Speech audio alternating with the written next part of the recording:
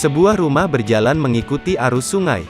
Peristiwa itu direkam kamera warga dan viral di media sosial, salah satunya diunggah akun Instagram @terangmedia, Jumat, tanggal 4 Februari tahun 2022. Terlihat rumah itu terbuat dari papan kayu dan di bawahnya menggunakan lantai rakitan.